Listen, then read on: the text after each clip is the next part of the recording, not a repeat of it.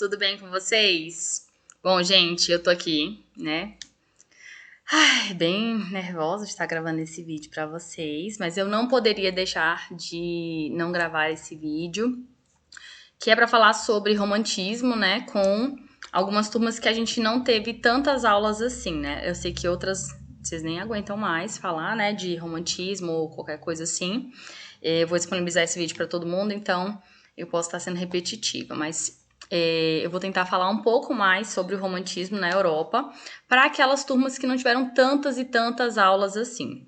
Lembrando que esse conteúdo está no nosso livro, fofo, lindo, então se você ainda não leu, dá tempo ainda de você ir lá e dar uma lidazinha no capítulo. Então vamos começar, né? É claro que eu já mexi tudo aqui, né? Porque eu lembrei, né, para mostrar o nosso livro lindo e falar qual é as páginas, né, desse livro que tem aí o conteúdo do romantismo.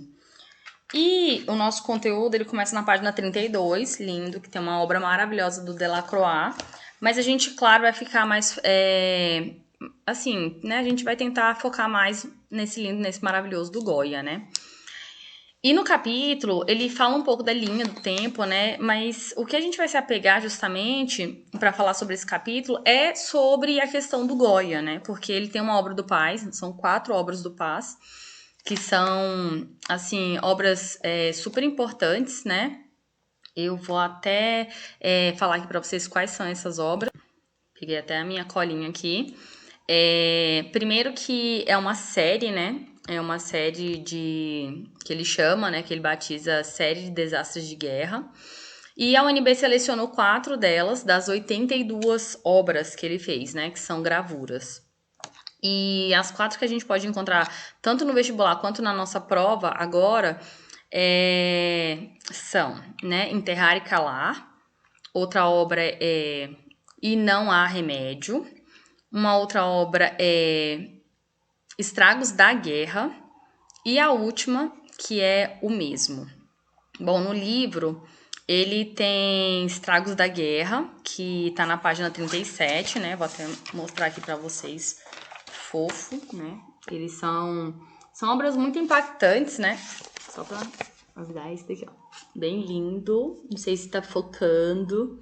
Bom, essa obra... As obras são bem impactantes porque, de fato, elas são denúncias sociais, né? E pensando um pouco sobre o romantismo, né? Quando a gente chega nessa pegada do romantismo, né? A gente estava no neoclassicismo ali, já com alguns artistas falando sobre algumas questões modernas do tempo, né? Que tá ali se passando, né?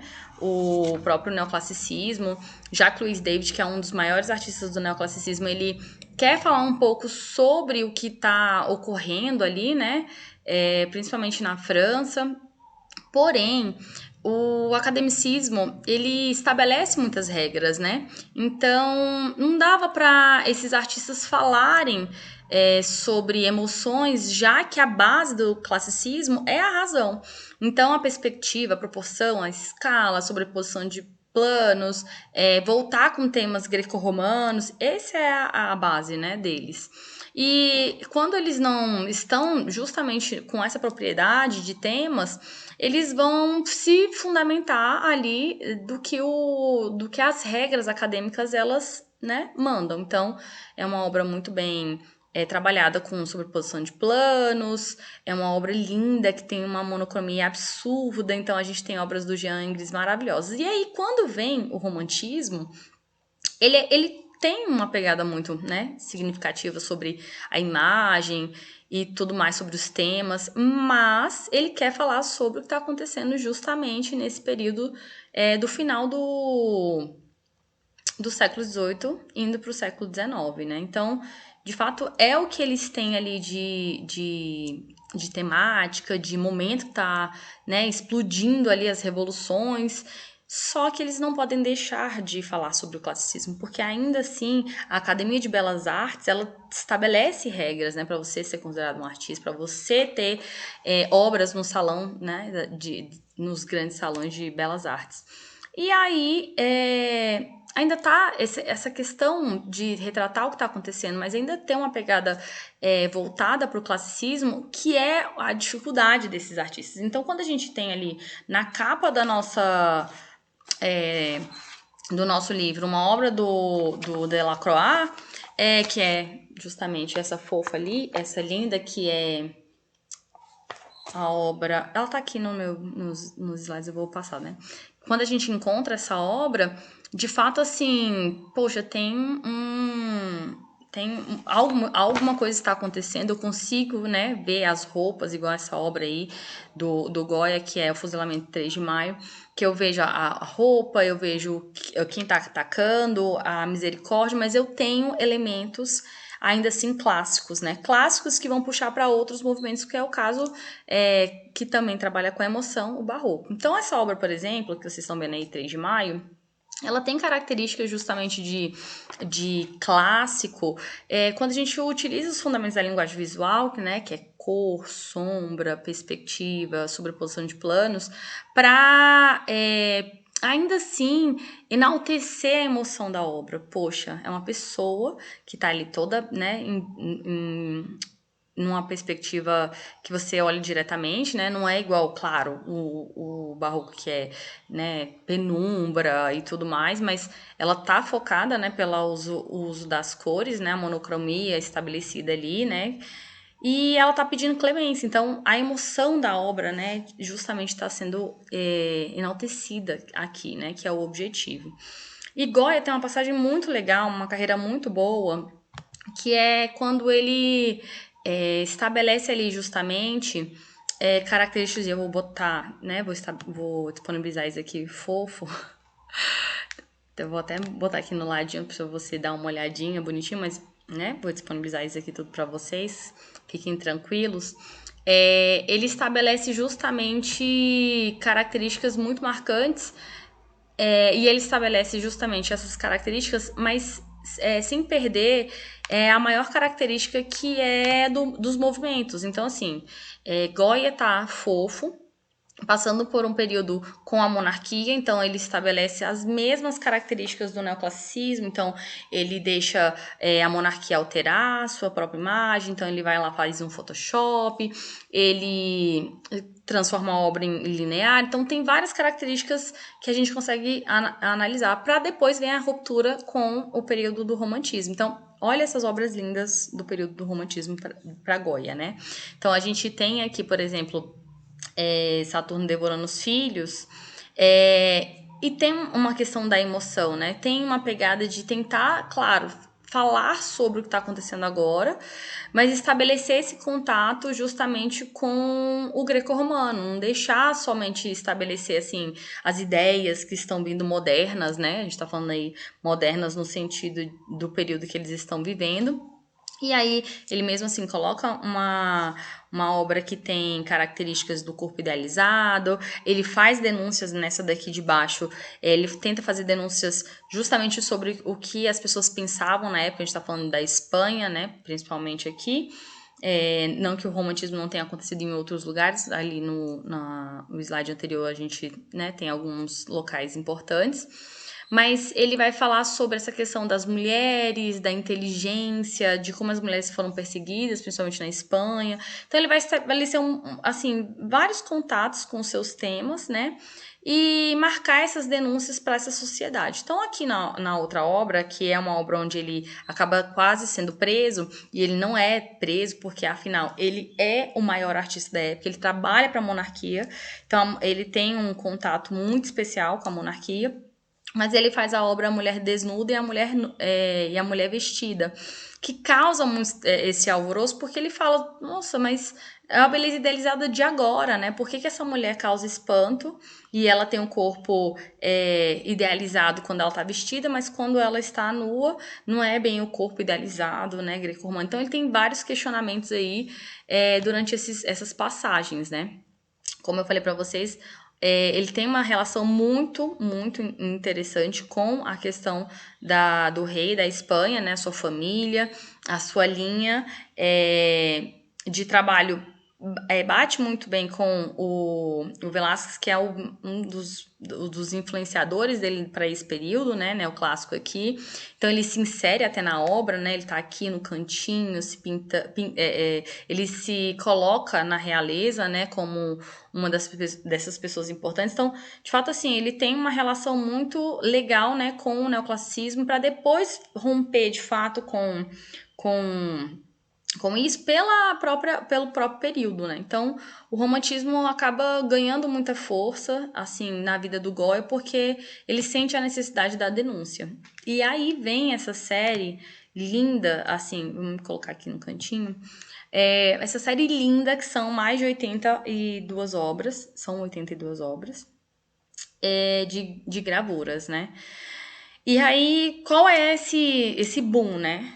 Assim, por que Goya? Porque ele é um excelente artista, ele transitava em todos os lugares, então ele acaba vendo miséria, ele acaba fazendo vários recortes sobre o que foi a Inquisição, né? Essa intervenção enfim, né? Do alto clero e como eles estabeleceram esse contato justamente de poder, né, sobre as pessoas, como eles acabaram fazendo a intervenção social, mas também não só eles, né, como é o caso também da questão dos grupos de batalhas de Napoleão que invadiram também, né, para, enfim, tira um poder, o outro assume, enfim. E Goya acaba falando mais sobre como a Espanha ficou, né, como a Espanha estava sendo devastada, né. E ele acaba fazendo isso de uma forma de denúncia social, porque a gravura ele tem o poder de reprodução. E aí você, meu aluno lindo, fofo, né, que tá aí na vida estudando, tem que saber que algumas manifestações artísticas, elas têm um objetivo, uma função, e depois é claro que cada artista vai utilizar ela da forma que ele acaba, né, interagindo melhor com o seu processo, né, sua arte. E o Goya, ele é um excelente artista, um excelente pintor, ele tem várias obras ali, né, várias produções pictóricas, mas ele vai utilizar a gravura como esse meio de reprodução.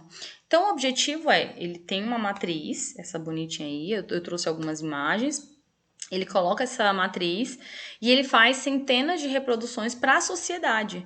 É como se a sociedade não enxergasse o que estava acontecendo, ou ele mapeasse também as pessoas que ele quer denunciar. Então, ele faz muitas críticas, algumas parecem sátiras, né? Mas, na verdade, ele coloca ali justamente críticas sobre como as pessoas eram tratadas, como elas deveriam se enxergar. Em algumas gravuras ele coloca, de fato, mensagens, palavras chaves. Então, assim, tudo para questionar, para a sociedade se questionar sobre esse momento, né? E o papel da mulher e essa questão da inteligência, da mulher que ia ser tratada, que deveria ser tratada assim ou assado, né? Como essa questão da religião estava afetando a vida justamente acadêmica. Então tem várias denúncias aí, como também a miséria que a Revolução trouxe, as guerras, sobre o processo da Guerra Civil, enfim. Tudo ele tenta colocar ali nesse processo. E aí, para vocês entenderem melhor, a técnica da gravura, que ela vai ser feita numa chapa de metal, ela nesse tempo ela pode ser colocada como nesse tempo, né, uma chapa de metal. A gente hoje trabalha muito falando de alumínio, mas é porque hoje já existe essa evolução. Mas nesse tempo ele vai justamente acabar abrindo um campo artístico muito importante que é dessa denúncia a partir da gravura. Então, os jornais vão também acabar utilizando posteriormente essa questão da gravura dentro dos seus mecanismos ali de esclarecimento, né? A função do jornal naquele período todo. E Goya, ele acabou utilizando isso e não sendo tão, assim, evidente no início, né? Claro que depois vão descobrir que essas obras são dele, né? E que, enfim, tem um motivo muito especial para estarem ali, né, sendo existir e tudo mais. Então, Goya vai ser um desses influenciadores a partir dessas gravuras. Olha, e só uma coisinha. Ele já era um grande artista desde cedo. Ele é um dos maiores artistas que a gente tem da Espanha. Ele vai influenciar depois vários outros artistas. Ah, eu coloquei aqui, ó, as obras dele. E então, assim, não é que ficou importante a partir das denúncias, né? Não. Ele tá aqui lindo, fofo, desde sempre, sendo um dos maiores artistas. E ele utilizou esse poder que ele tinha para ainda fomentar ainda mais esse processo. E aí, só para vocês entenderem, o processo da gravura, ele utiliza uma matriz, então eu vou utilizar uma chapinha de metal, né? Eu vou, né, fingir que aqui é uma chapinha de metal minha, linda. Ai, me patrocina, quem diz Berenice. E aí eu vou pegar justamente minha goiva, né? Goiva justamente mais para estilo, mas eu vou pegar justamente a minha ferramenta, meu instrumento, e vou fazer do negativo para o positivo. Então significa que eu tenho que, na verdade, saber quais são os elementos que eu não vou, que vão ficar mais evidentes, que é no caso da imagem aqui do lado. Vou pegar essa daqui primeiro, tá? Que é a Enterrar e Calar. Eu vou pegar essa obra, onde eu vou deixar ela mais branquinha, onde ela vai ficar justamente, aparecer mais, onde não vai ter mais profundidade pelas achuras, eu vou deixar ela sem nenhum risco, né? Então, essas achuras, que são os riscos, para criar mais volume, para deixar ela mais escura e tudo mais, ele vai fazer ela bonitinha, tanto na vertical, quanto na diagonal, quanto na horizontal. Então, ele vai utilizar isso para criar justamente as profundidades, perspectivas, volume, então, tudo isso, uma única chapa.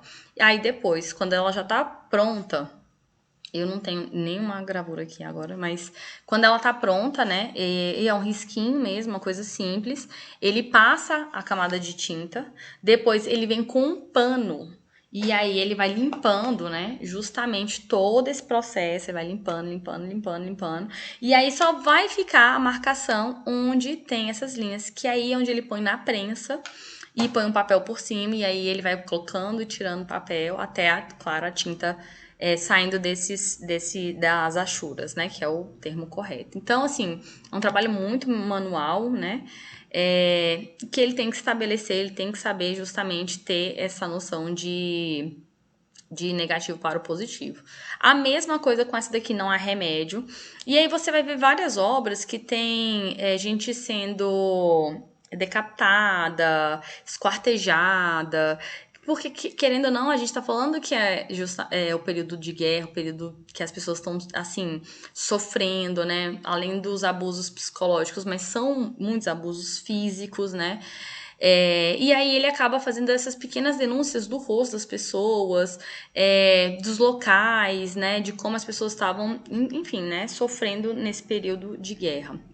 Então, quando você for estudar para essa prova, a prova de artes, claro, a gente vai se apegar justamente às manifestações artísticas, o fator que gerou, né, que a gente casa ela com um movimento justamente romântico pela emoção da obra, né?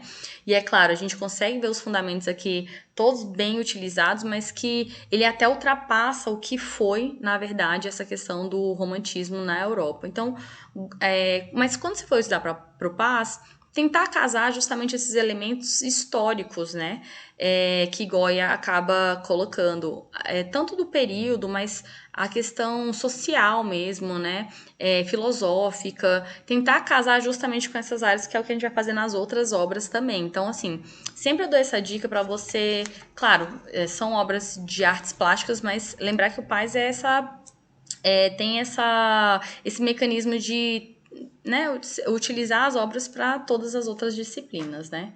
Então, basicamente, eu quero que vocês foquem um pouco mais nessa área do romantismo. Deixei alguns textos para vocês, né?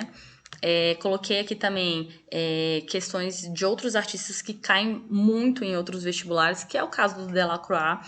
A gente fala muito dessa força do Delacroix, desse personagem, na verdade, desse artista que, nossa, foi muito, muito importante que de fato dominou esses traços para falar sobre esses processos que estavam acontecendo, desses movimentos que estavam reacendendo aí mundo afora, mas também colocar características, pequenas características do classicismo para não escandalizar tanto a Academia de Belas Artes. Por isso que a gente, quando olha a Liberdade Guiando o Povo, a gente olha consegue analisar tudo, consegue ver o que eles vestem, consegue ver as mensagens que ele mesmo passa, né, e que a sociedade ali consegue enxergar, que é a revolução, pequenos detalhes da revolução, como a boina na mulher, que essa mulher que não é uma mulher, mas sim a palavra, né, a liberdade. Apareceu o símbolo aqui do glorioso. E ela simplesmente tem essa função, né, de retratar ali a liberdade, ela guiando esse povo, mas quem é esse povo, né? Então, assim, tem a representação do jovem, do aristocrata, do povo simples, e ela tem essa mensagem justamente dessa revolução. Então, a boina dela tem uma característica da revolução, a questão do laço na cintura, vermelho, o armamento que eles utilizam. Ali, quem são as pessoas que estão abatidas no chão? Então, o general, com, né, sua farda. Tem ali, né, bem aqui embaixo, parte da arquitetura para mostrar de onde eles são. Então, assim, tem muitas mensagens que o Delacroix contribuiu ali para passar as mensagens, mas respeitando ainda assim o classicismo, né? Bom, e aí eu coloquei também, além do Delacroix, que é um desses, né, artistas maravilhosos que a gente vê bastante, né? Eu coloquei também o Teodoro. Fantástico ele, porque ele também tá no livro, só pra lembrar, tá, gente? Todos esses artistas que eu coloquei, além de cair em vários vestibulares, vestibulares tradicionais, né, e tudo mais, eles também estão no nosso livro aí no capítulo 3. E o Teodoro, por que eu aproveitei para colocar uma obra dele, né? A obra dele tá na página até... A página... tá na página... Tá aqui na página. É isso. 33. Tá na página 33. Achei. E aí, pra mostrar pra vocês o processo, na verdade, né? Quando a gente fala sobre essa questão do romantismo, e vai falar sobre o agora, mas aí tem uma característica meio clássica no meio, como isso, né, acontece? De fato, eles pegam cenas, né, que no caso do Teodoro, ele pega uma cena que aconteceu de um náufrago com... até coloquei aqui, deixa eu só tentar lembrar aqui rapidinho. Ele teve um náufrago, eu vou até voltar, gente, calma. Ele teve um náufrago justamente de uma revolução, né, de alguns marinheiros, e mais ou menos 150 pessoas acabaram morrendo, né? Eles ficaram à deriva e tudo mais, e quando eles foram encontrados nessa perspectiva, o próprio artista, ele acaba vendo isso que vocês estão vendo aqui, que é como se fosse um croquis. Então ele vai ver né, as pessoas numa jangada, totalmente assim, precária, muitas pessoas, muitos corpos. Então ele acaba fazendo o desenho de uma forma muito simples, muito rápida, e aí depois ele acaba colocando características desse classicismo para serem aceitas pelo academicismo. Então, assim, é claro que ele vai construir, primeira coisa. Ele vai construir para ser uma obra mais dinâmica, uma obra que tenha mais emoção, mas que mostra esse dinamismo, já que ele está no mar, ele vai acabar formando esses triângulos que causa essa questão, essa sensação de movimento na obra. Ele vai colocar vários corpos idealizados, né? Porque aí sim, essa é a obra original. Aí sim você vai conseguir ver a idealização do corpo, ver uma estrutura que o academicismo ele enaltece e não parecer só um fato que acontece aí, né? Então ele batiza a obra como a Balsa da Medusa para também lembrar justamente mais um elemento greco-romano. Então assim, quando a gente fala dessas temáticas, é claro que tem uma pegada, né, de arte medieval, uma pegada de barroco, mas que ela ainda assim ganha essa contextualização, né, justamente do final do século XVIII e início do século XIX. Bom, gente, eu coloquei outros artistas, coloquei, né, todas as estruturas aí para vocês darem uma olhada, a questão matemática e tudo. E por último, eu vou falar do William Turner, que é um maravilhoso, um querido, porque ele é um desses que também fala sobre outras contextualizações, outras coisas que estavam acontecendo nesse século XIX, né? Que é justamente as paisagens, mas a mudança das paisagens pelos acontecimentos, né? Principalmente essa obra linda aqui, que eu vou chegar para aqui pro lado, que é essa daqui, ó, fofinha, que é esse trem a vapor, né? Que é a novidade. Imagina você, né? Eles cavalgavam durante dias e tudo, e agora está sendo substituído justamente pelo trem a vapor, e aí logo depois vem isso daqui, que é linda essa obra também, que é a última caravela sendo carregada pelo primeiro barco a vapor, né? Então, assim, é o pequeno barco a vapor carregando, né, esse majestoso, né, essa coisa maravilhosa que é essa caravela gigantesca. Então, assim, o William Turner, ele vai falar sobre, claro, o que está acontecendo nesse período, mas ele não deixa de utilizar as características de cor, de monocromia, de policromia, o círculo cromático, para enaltecer justamente as características clássicas. Ele vai ser um dos maiores artistas para falar sobre o tempo, mas também sobre a mudança dele, né? Então, tudo que tem a ver com mar, também as fúrias, né, da natureza. Então, ele acaba se tornando um apaixonado por isso. Mas por quê? Porque o William Turner ele acaba vendo justamente a inovação da máquina fotográfica e isso acaba assustando um pouco ele, e ele vê que a máquina ela vai fazer o que um retratista faz, e ele se considerava um retratista, e aí posteriormente ele fala, então eu vou me apegar mais à cor. Então ele é um desses artistas que consegue de fato retratar aquilo que a máquina fotográfica não retrata, que são paisagens, tudo que tem externo e que tem muita cor. Mas, bom, mostrei outros artistas, falei um pouco mais sobre o romantismo, mas lembrando que na nossa prova a gente vai falar muito mais sobre o movimento nas obras do Goya, tá? Então, é isso. Não esqueça de fazer as atividades do livro. Gravei isso aqui pra vocês. Eu vou gravar outras coisas. Uma moto, pra lembrar que eu moro sobre a Disney. É isso. Pra fechar com chave de ouro. Um beijo pra vocês, viu? Um beijo pra vocês mais uma vez. E vou gravar um outro conteúdo pra vocês daqui a pouco. Beijos. Beijos. Esperar outra moto aparecer. Não, vamos.